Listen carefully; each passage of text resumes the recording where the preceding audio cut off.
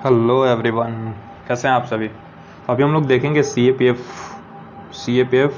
2022 का assistant commandant का जो एग्ज़ाम हुआ था 2022 पेपर, उसका इन डेप्थ एनालिसिस देखेंगे और उसके सोर्सेज कहाँ से आए थे उसका भी मैं रेफरेंस दूंगा, ठीक है। और ये जो है वो ज़रूरी है, आगे CAPF जो 2023 आ रहा है अभी 10 दिन में, 6 अगस्त को होगा ये, ठीक है। और ये जो CDS है जो सितंबर में होगा, आई ठीक है, CDS 2023, इवन NDA के लिए भी ये काफ़ी यूज़फुल होगा, NDA 2023 के लिए, ठीक है। तो रिपीटेशन काफ़ी ज़्यादा होती है UPSC के द्वारा भी अलग अलग एग्ज़ाम में, क्योंकि उनका पैटर्न सेम है इस वजह से। तो हम लोग देखते हैं अभी इस वीडियो में, ये हमारा पार्ट 1 रहेगा, ठीक है। पार्ट 1 रहेगा, इसमें स्टार्टिंग के फर्स्ट 25 क्वेश्चन देखेंगे, बट एक ब्रीफ ओवरव्यू आपको दे दूंगा कि इसमें क्या क्या आपको मिलेगा, ठीक है। चलिए देखते हैं, ठीक है। तो फर्स्ट है कि स्टार्टिंग में जो साइंस के क्वेश्चन है वो हम लोग देखेंगे कुछ एक्स्ट्रा फैक्ट के साथ, ठीक है। इसके साथ साथ जो भी है ये भी साइंस का है, ठीक है। इसका सोर्स आपको दिख रहा होगा कि कहाँ से है, क्लास 9, ठीक है, साइंस बुक्स है। नेक्स्ट नीचे जाइएगा तो देखिए ये सारे एक्स्ट्रा फैक्ट भी हैं, ठीक है, ये साइंस के हैं, बाकी ऑप्शन के साथ भी, ठीक है। ये कुछ मैथ के सॉल्व क्वेश्चन है जो फटाफट हो जाएगा, ठीक है, उसको मैंने इसी पेपर में ही कर दिया है। नेक्स्ट है कि देखिए सोर्स आपको दिखेगा। नेक्स्ट है कि जो GS वाला पार्ट है ना, आप देख सकते हो कि इसमें कितना सारा फैक्ट पर क्वेश्चन ऐड किया गया है। तो मतलब एक क्वेश्चन को आप कीजिएगा और उससे रिलेटेड जितने ऑप्शन आए थे और सारे जो है उससे रिलेटेड फैक्ट कवर अप हो जाएगा, ठीक है। एक बेसिक छोटा सा एग्जाम्पल देखते हैं यहाँ पे इसका। लेट्स से कि ये 55 नंबर क्वेश्चन है कि ये जो बैटल ऑफ राक्षस तंगड़ी है ये किसके बीच में पॉपुलरली नॉन एज राक्षस तंगड़ी को और कौन से नाम से जाना जाता है। तो ये तो हमारा आंसर पता चल गया कि बैटल ऑफ तालीकोटा है, ये सारे कोई बताता होगा, ठीक है। कब हुआ था ये भी पता है आपको कि 1565 है। इसका मैं सोर्स बताता हूँ, NCERT क्लास 12, ठीक है, क्लास 12 थीम 2 विजयनगर चैप्टर से है, ठीक है, इसका सोर्स। और अब देखिए ये तो आपको सोर्स पता चल गया, इस क्वेश्चन का आंसर पता चल गया। अब इससे रिलेटेड एक्स्ट्रा फैक्ट, अब इसमें क्या दिया है, बैटल ऑफ खानवा, ठीक है, battle of Panipat, battle of Dharmat. तो आपको पता है कि बैटल ऑफ पानीपत जो है 3 हुए थे, ठीक है। बैटल ऑफ धर्मत किसके बीच में हुआ था, ठीक है, कब हुआ था। बैटल ऑफ खानवा कब हुआ था, किसके बीच में हुआ था, उससे रिलेटेड भी फैक्ट जैसे देख लीजिए। पहले तो देखिए कि बैटल ऑफ तालीकोटा जो हुआ था वो 1565 में हुआ था। एक सेम क्वेश्चन ऐसा ही रिपीटेड है कि बैटल ऑफ तालीकोटा जो है 1565 में है या 1665 में है। तो आप याद रखिएगा कि 1565 में है। राम राया और दक्कन सल्तनत किंग्स के बीच में हुआ था, ठीक है। खानवा किसके किसके बीच में हुआ था, बाबर राणा संगा, ठीक है। पानीपत का डिटेल मैं अभी दिखाऊंगा। बैटल ऑफ धर्मत 1658 में हुआ था, ये दारा सिखोर और औरंगजेब के बीच में हुआ था, ठीक है। और दारा सिखोर के साथ कौन सपोर्ट कर रहे थे, जसवंत सिंह, ठीक है। तो ये थे। अब देखिए पानीपत से रिलेटेड फैक्ट किधर मिलेगा आपको, पानीपत से रिलेटेड फैक्ट यहाँ पे आपको देखने को मिल जाएगा कि बैटल ऑफ पानीपत जो है पहला हुआ था 1526 में बाबर और इब्राहिम लोदी के बीच में, ठीक है। सेकंड हुआ था 1556 में अकबर और हेमू कौन थे, इनको last son of Indian glory भी कहा जाता है, last son of Indian glory, ठीक है।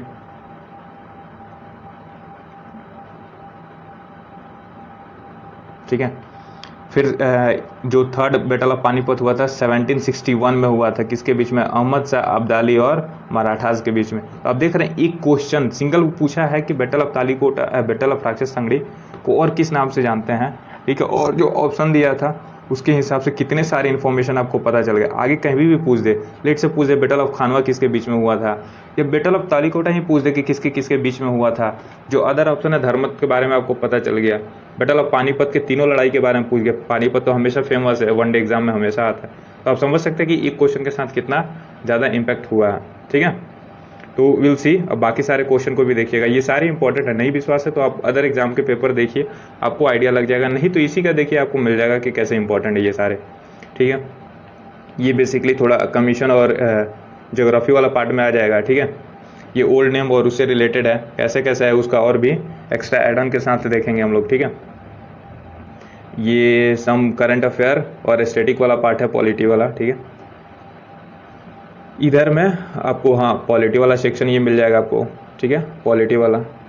इधर जो है सब करंट वाला पार्ट मिल जाएगा कि 2022 में जो करंट क्या पूछा था, एरिया आपको इधर से आइडिया लग जाएगा। नेक्स्ट है कि इधर जो है आपको, हाँ, ये करंट और ज्योग्राफी वाला पार्ट, ज्योग्राफी जो मैपिंग वाला सेक्शन है उधर से ये दिखने को मिल जाएगा। इधर जो है सम पॉलिटी वाले क्वेश्चन मिल जाएंगे। इधर आपको देखिए सारे में एक्स्ट्रा फैक्ट जोड़ा हुआ है, नहीं एक नहीं है, सारे में। तो आप सोच सकते हैं कि एक अगर आप पेपर करते हो तो कितना ज़्यादा आपको इम्पैक्ट डालेगा वो पेपर, ठीक है, आपके प्रिपरेशन पे, ठीक है। अब देखिए नीचे पासेस ज्योग्राफी वाले पार्ट, ठीक है। इवन किसी किसी चीज़ का जैसे क्वेश्चन हो गया, लेट्स से कि कोल्ड करंट के बारे में कहीं दे दिया होगा, ठीक है, तो उसके बारे में भी आपको बताया जाएगा, ठीक है, कि क्या क्या कौन कौन से कोल्ड करंट होते हैं, क्या उसके फेनोमेनन होते हैं, क्यों उसको कोल्ड करंट कहा जाता है।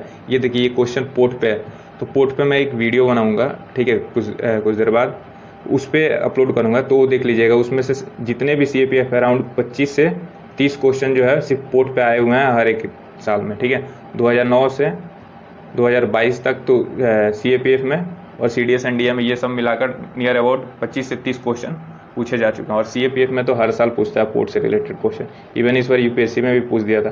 तो सारे का एक ही जगह सिंगल सोर्स है, एक पेज सोर्स होगा, आपको वो मिल जाएगा और उससे हो जाएगा, ठीक है। इधर बाकी ये जो है ये सारे फैक्ट पॉलिटी और ह्यूमन राइट कमीशन ये सबसे रिलेटेड है, ठीक है। ऑर्गेनाइजेशन बॉडी एशियान बिम्स्टेक ये सबसे रिलेटेड है, वो भी हम लोग देख लेंगे, ठीक है। तो अब करते हैं अपना स्टार्ट वीडियो को। आई होप कि काफ़ी ज़्यादा आपको इन्फॉर्मेशन इसमें से मिले और काफ़ी कुछ ऐड ऑन हो आपके प्रिपरेशन में, ठीक है। शुरुआत के 7 क्वेश्चन जो है 6 क्वेश्चन आई गेस मिसिंग है, तो आप लोग देखिएगा उसको, ठीक है। चलिए फिर काफ़ी टाइम हो गया इसका इंट्रो देने में, पार्ट बाई पार्ट आएगा, लगभग मेरे ख्याल से 125 क्वेश्चन है इसके, तो 5 पार्ट में आएगा 25 क्वेश्चन ईच, ठीक है। तो लेट्स स्टार्ट, ताकि वीडियो लंबा ना हो, आप लोग बोर ना फील करें इसलिए, ओके। तो पहला क्वेश्चन क्या है कि the boundary layer of the forest at which the energy exchange occur and some insulation is return directly to space. कह रहा है कि कौन सी बाउंड्री लेयर है जहां से फॉरेस्ट में जो इंसुलेशन होती है, इंसुलेशन क्या होती है, ray coming from the sunlight, ठीक है, वो जो है डायरेक्टली रिफ्लेक्ट बैक हो जाती है या फिर रिटर्न हो जाती है।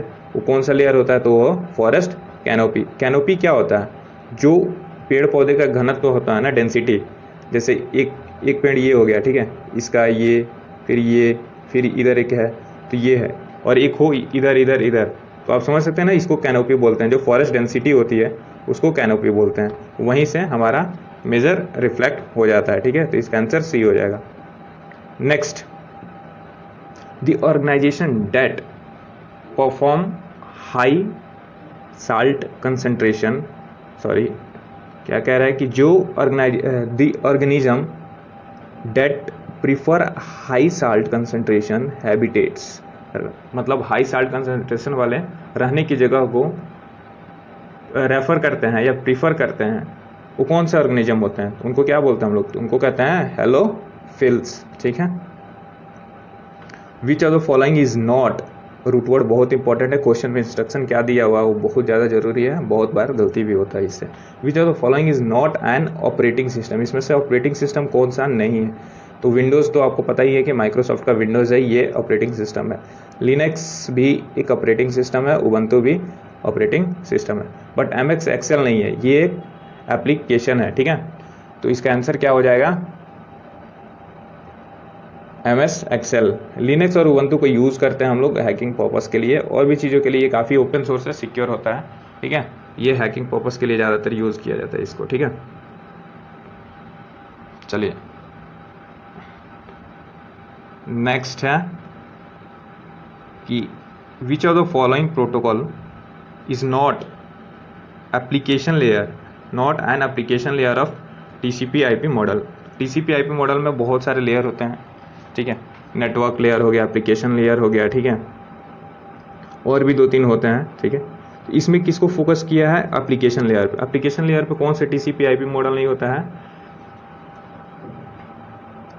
ये क्या होता है कि FTP होता है, फाइल ट्रांसफर प्रोटोकॉल, ये एप्लीकेशन लेयर पे होता है। एप्लीकेशन लेयर पे क्या ट्रांसफर, जस्ट एप्लीकेशन पे क्या क्या काम कर सकते हो, लाइक तो ये FTP होता है, फाइल ट्रांसफ़र प्रोटोकॉल होता है, HTTP होता है, हाइपर टेक्स्ट ट्रांसफ़र प्रोटोकॉल होता है, DNS होता है, डोमेन नेम सर्वर होता है, ठीक है। बट IP जो इंटरनेट प्रोटोकॉल होता है, ये जो है ये नेटवर्क लेयर पे होता है, ठीक है। तो इसका आंसर क्या हो जाएगा, C हो जाएगा, ठीक है, D हो जाएगा। Okay, which of the following is a semiconductor. Semiconductor कौन है इसमें से, device that is use to increase the power of incoming signals by preserving the shape of the original signal. तो ये होता है ट्रांजिस्टर, ठीक है, ट्रांजिस्टर। हाँ, अब देखो ये है इसका सोर्स, देखो ये क्लास 9 के बायो वाले चैप्टर में, आई गेस टिश्यू वाले चैप्टर में, ठीक है, इसका सोर्स आपको मिल जाएगा।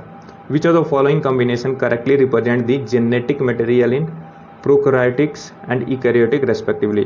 तो प्रोकैरियोटिक्स में कौन से जेनेटिक मटेरियल होता है, प्रोकैरियोटिक में न्यूक्लियोइड होता है, और यूकैरियोटिक में क्या होता है, क्रोमैटिन होता है, ठीक है, genetic material.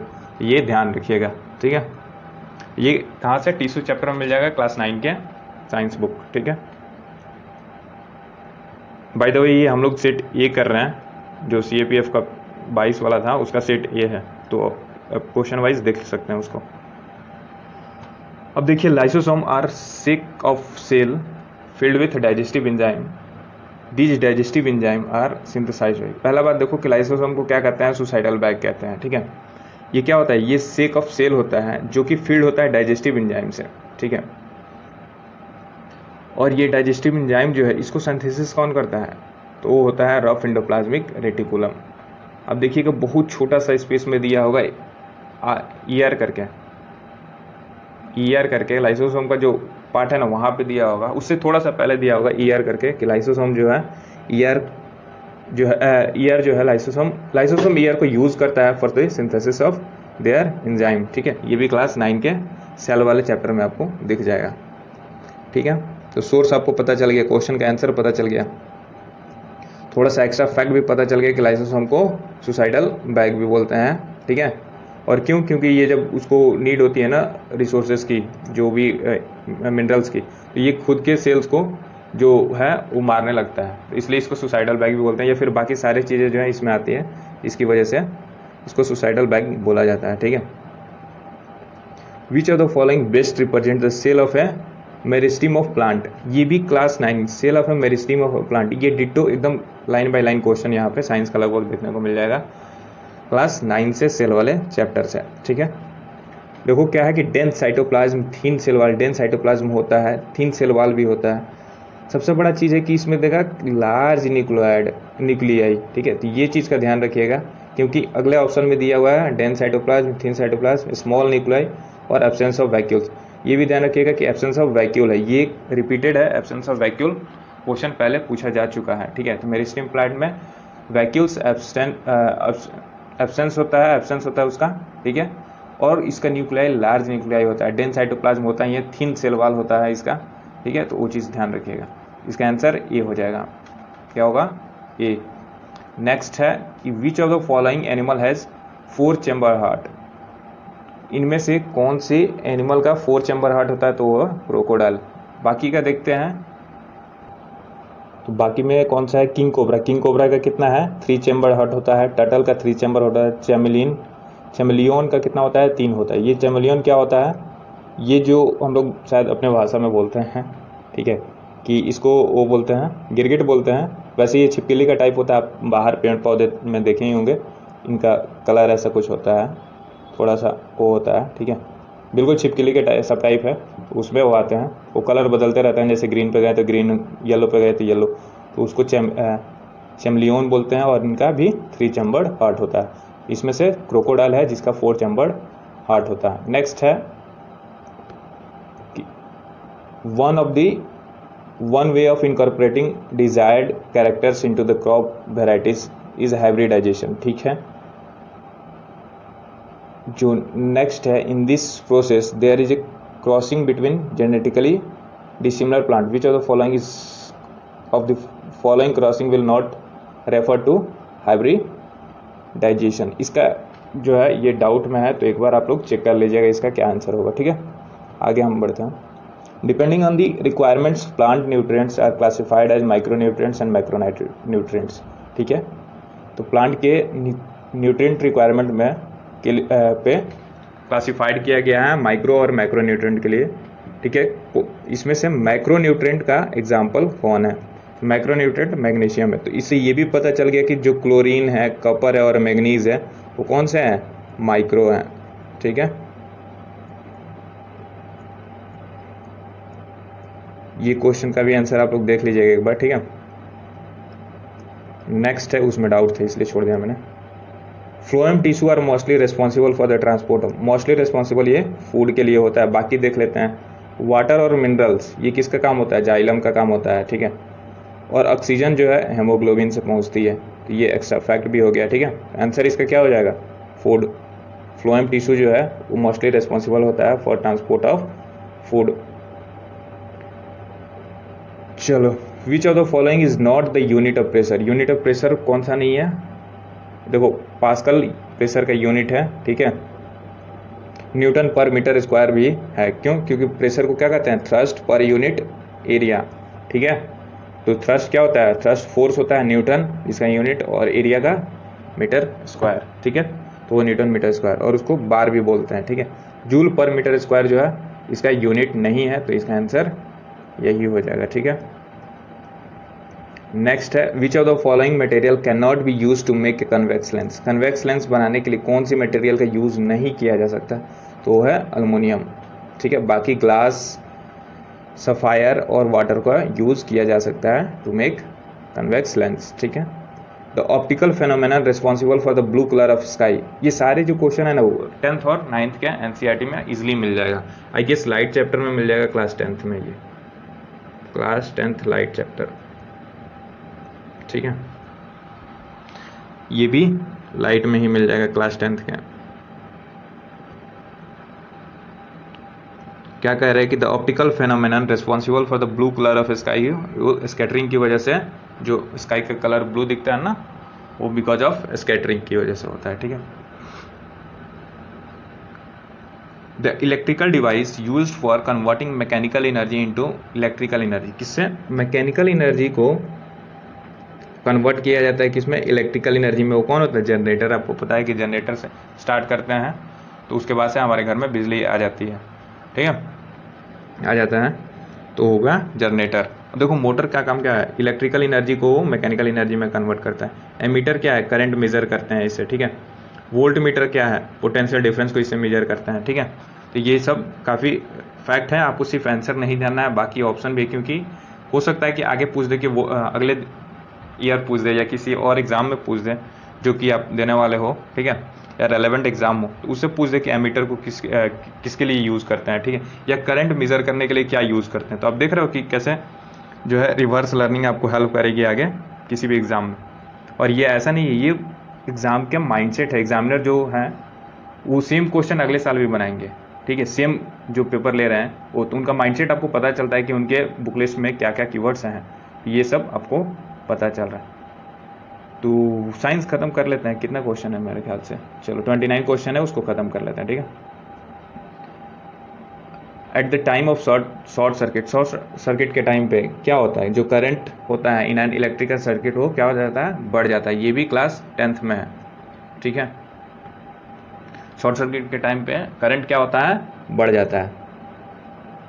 If the linear momentum of a moving object can change by 2 times, then its kinetic energy will be changed by a factor of 4 times. kinetic energy जो है, अगर मोमेंटम जो है लीनियर मोमेंटम उसका twice होता है तो kinetic energy क्या हो जाएगा? 4 टाइम्स हो जाएगा। विच of the following oxide reacts, oxide react कर रहा है किसके साथ? विथ बोथ एसिड और बेस। एसिड और बेस के साथ किसका ऑक्साइड जो है रिएक्ट करता है? तो वो है अल्युमिनियम ऑक्साइड से रिएक्ट करता है, बोथ एसिड और बेस के ऑक्साइड्स।